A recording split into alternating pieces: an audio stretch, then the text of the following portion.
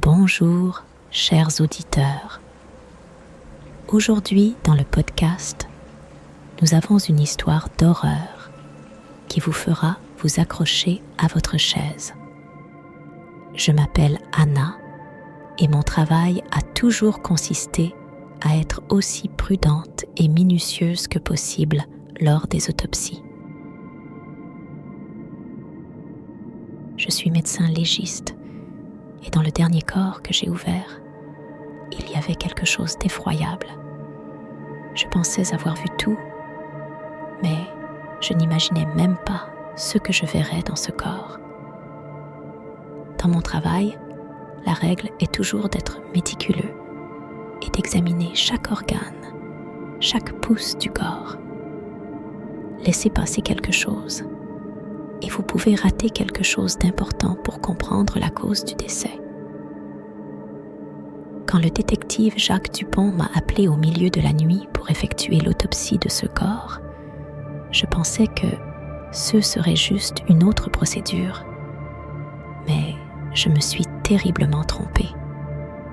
Jacques, est-ce vraiment nécessaire de m'avoir réveillée au milieu de la nuit pour ça? Il est 2h du matin. Le corps ne va nulle part, ai-je dit à lui, lorsque nous sommes entrés dans la salle d'autopsie où il était déjà avec le corps. « Excuse-moi, Anna, c'est l'ordre du patron, a-t-il dit, massant son cou. Je me suis tournée vers le corps allongé sur la table. Un homme, blanc, d'environ 30 ans, chauve, d'environ 1,75 mètres. J'ai remarqué plusieurs blessures par balles fraîches sur son torse. Je ne pouvais pas comprendre pourquoi, mais quelque chose me perturbait en voyant ces blessures. Il a été abattu par 2 de nos hommes il y a seulement quelques heures, mais je te raconterai ça plus tard. Le plus important maintenant, c'est d'examiner le corps, m'a-t-il dit. Je me suis arrêtée quelques secondes pour réfléchir.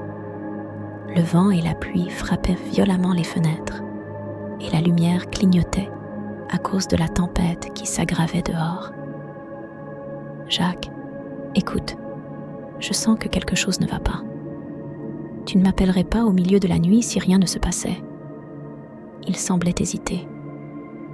Regarde, s'occupe du corps. Peut-être que rien n'est arrivé. J'espère que non, de toute façon, a-t-il soupiré.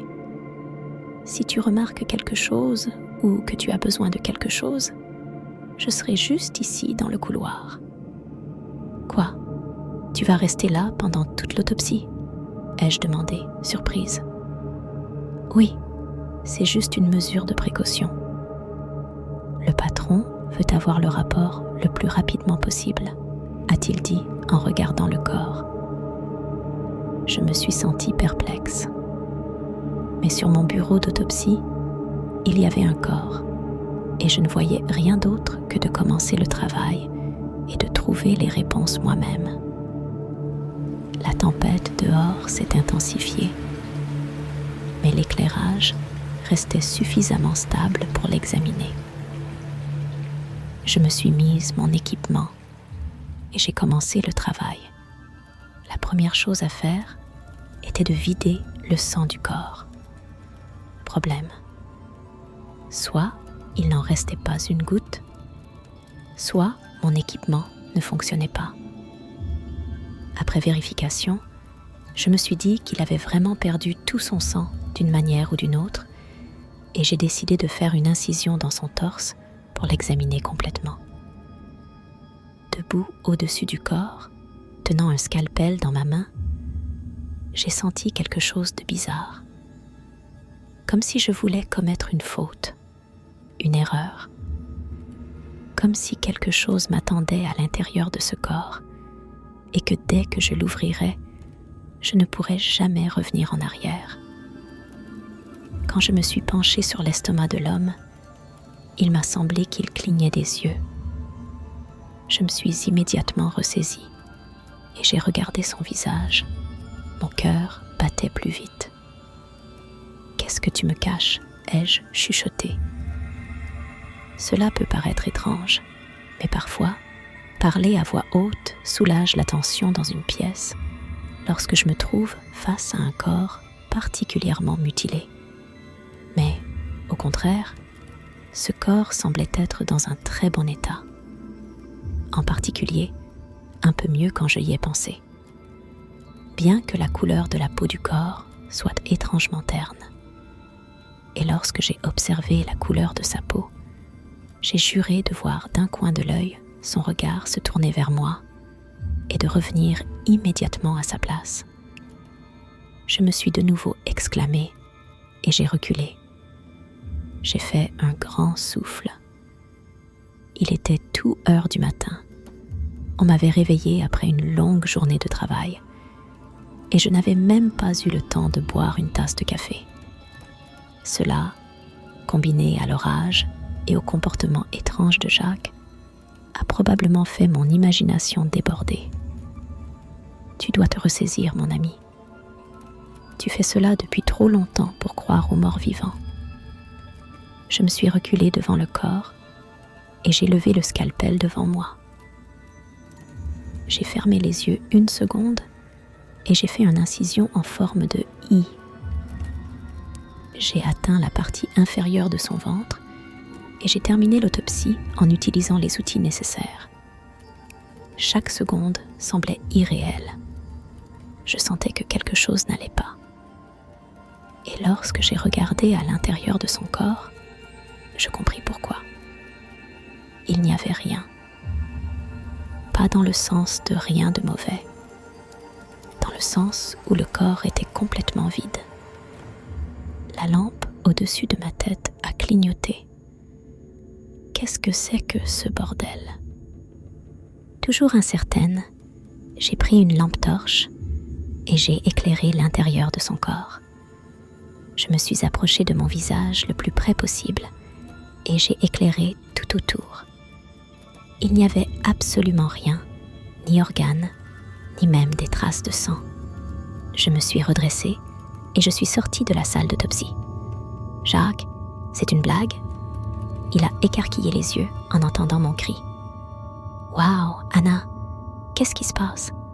Regarde ce qui se passe. » Il est entré à l'intérieur et j'ai montré le corps du doigt. Il a regardé à l'intérieur et une peur indescriptible a apparu sur son visage. Puis il a regardé à nouveau à l'intérieur, comme s'il réfléchissait, comme s'il cherchait la réponse à une question que je ne connaissais pas. Des gouttes de sueur sont apparues sur son visage. Un instant plus tard, il m'a de nouveau regardé. « Excuse-moi, Anna, je ne t'ai pas tout dit. » Je me suis jointe à lui, au-dessus du corps allongé. « Eh bien, c'est le moment de tout dire. Qu'est-ce que c'est que ce bordel? Une blague de flic? Comment as-tu pu réussir à le prendre au sérieux? »« Ce n'est pas une blague, Anna, » a-t-il dit en respirant profondément pour se calmer. « Je ne t'ai pas menti sur la cause présumée du décès. 2 de nos hommes l'ont abattu après qu'il ait tenté de les attaquer la nuit dernière. Ils ont réagi à un appel d'une femme qui semblait être dans un absolu état de terreur et parlait d'un homme ou de quelque chose qui la poursuivait jusqu'au bord de la forêt. » Jacques regardait le sol avec un air de défaite. Ils sont parvenus à intervenir, mais trop tard. Il avait déjà déchiqueté la pauvre femme et semblait fouiller à l'intérieur d'elle avec ses mains lorsqu'ils l'ont trouvée. Il a tenté de les attaquer et ils ont ouvert le feu. Il a regardé de nouveau vers moi. Le problème, c'est que lorsque les secouristes sont arrivés, ils ont tout de suite compris que quelque chose n'allait pas avec le corps. Ils ont dit que cela semblait comme s'ils avaient soulevé un mannequin plutôt qu'un être humain. Cela semblait vide. Et sur ces derniers mots, il a de nouveau regardé le corps. « Merde, Jacques, et tu n'as pas pensé que ce serait une bonne idée de me raconter ça avant que nous commencions? Je ne voulais pas t'influencer. Après tout, il pouvait aussi se tromper. » je regardais silencieusement le corps sur la table d'autopsie. Il créait vraiment l'impression de quelque chose d'artificiel, comme s'il était animé par quelque chose d'autre que la biologie humaine normale. « Attends », ai-je dit soudain, regardant le corps comme si je le voyais pour la première fois. « Tu dis que cette chose a été touchée par des balles. » « Oui. » J'ai tourné la tête vers Jacques. « Cette chose ne saigne pas et n'a pas d'organes internes. Alors, comment peux-tu être sûr qu'elle est morte ?» Et avec ces mots, comme si elle nous écoutait depuis que nous étions entrés dans la pièce, le corps sur la table d'autopsie a commencé à trembler. Nous étions tous les deux dans un état d'hébétude, en observant cette chose qui revenait à la vie sous nos yeux. Ce corps vide, sans organes, sans rien qui devrait le maintenir en vie. Au bout de quelques secondes, cette chose s'est calmement redressée et s'est assise sur la table d'autopsie, avec son torse toujours ouvert. Ses yeux se sont posés sur moi, puis sur Jacques. La lampe continuait de clignoter au-dessus de nous, et d'une voix artificielle, privé de toute émotion, il a dit ces mots que je n'oublierai jamais. Il a bondi en avant, et Jacques s'est placé entre lui et moi. Il n'avait pas eu le temps de sortir son pistolet, et une lutte s'est engagée, mais c'était une cause perdue pour Jacques. Cette chose était incroyablement forte et agile, malgré le fait que sa coquille vide suggérait le contraire. Moins d'1 minute plus tard, Jacques était inconscient par terre, ses yeux sans vie fixés dans ma direction.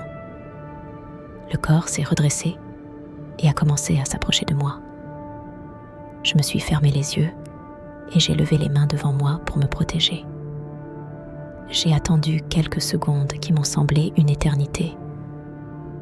Et lorsque j'ai enfin ouvert les yeux, en attendant de rencontrer cette chose face à face, j'ai compris que je me trouvais seule dans la pièce.